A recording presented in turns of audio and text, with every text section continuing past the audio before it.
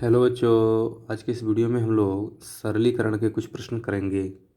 चलिए देखते हैं। आपके सामने एक प्रश्न है, 2 की घात में 5 का 2 की घात में 3 भागे 128। चलिए ध्यान दीजिएगा, इसे हम कैसे हल करेंगे। ये बोर्ड मास के नियम पे आधारित हो जाएगा। बोर्ड मास के नियम में सर्वप्रथम अगर इन दोनों में भाग और का है तो क्या करते हैं, सर्वप्रथम का करते हैं। तो 2 की पावर 5, का मतलब क्या हो जाता है, गुणे का चिन्ह। गुणे का चिन्ह हो जाएगा का मतलब 2 की घात में 3 भागे 128। अब ध्यान दीजिए, यहाँ आधार समान है, यानी कि यहाँ देख लीजिए एक फार्मूला होता है a⁴m गुणे a⁴n रहता है। तो क्या हो जाता है, a⁴m प्लस n हो जाता है। तो यहाँ a को 2 मानेंगे तो क्या हो जाएगा, 2 की घात में 5 प्लस 3, और ये चल रहा है अपनी जगह भागे 128 बराबर में 2 की पावर कितना, 8 भागे 128 है।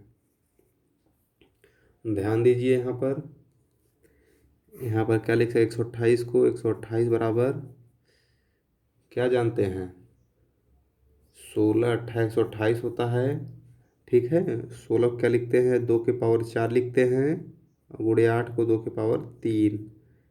ठीक है, 16 को 2 की पावर 4 लिख देते हैं, 4 बार गुणा करेंगे 2 का तो 16 आ जाता है। जैसे यहाँ बराबर लिखते हैं, ये क्या हो गया, ये 16 हो गया। अब 8 को क्या लिखते हैं हम, 2 गुणे 2 गुणे 2। ठीक है, तो ये 2 की पावर 4 हो गया या 2 की पावर 3 हो गया। तो ऐसा हम लोग लिख सकते हैं। और अब यहाँ होगा क्या, तो यहाँ भी आधार समान है तो यहाँ जुड़ जाता है। तो 2 की पावर 4 प्लस 3 हो जाएगा, तो बराबर 2 की पावर 7, यानी 128 को क्या लिखेंगे, 2 की पावर 7। ध्यान से समझते रहिए, बहुत बढ़िया प्रश्न है, समझ में आ जाएगा। अब यहाँ होगा क्या, भाग में क्या होता है, यहाँ देखिए ध्यान से, a⁴m भागे a⁴n रहता है। तो यहाँ a⁴ क्या हो जाता है, a⁴ हो जाता है m-n। तो इस प्रकार से क्या हो जाएगा, यहाँ पर 2 की पावर 8 और यहाँ 2 की पावर 7 है, बीच में भाग है तो यहाँ -7 यह हो जाएगा। तो बराबर में क्या लिखेंगे हम, 2 की पावर कितना, 8 में से 7 जाएगा 1, और 2 की पावर 1 का मतलब 2। तो हमारा फाइनल आंसर क्या आया, 2। यह हमारा उत्तर हो जाएगा। बहुत ही बढ़िया प्रश्न। ओके, चलिए अगला प्रश्न दिया गया है, 81 का 9 भागे 243। तो सर्वप्रथम हम क्या करेंगे, बोर्ड मास के नियम पे है। तो सर्वप्रथम का हम करेंगे तो 81 गुणे 9, यानी यह का को हम लोग गुणा कर दिए और यह भाग अपनी जगह है 243 बराबर 81 गुणे 9 हमें करना है। तो चलिए हम यहाँ कर रहे हैं, ध्यान दीजिएगा। 81 गुणे 9, 9 × 9 कोई हासिल नहीं, 9×8 = 72, 729।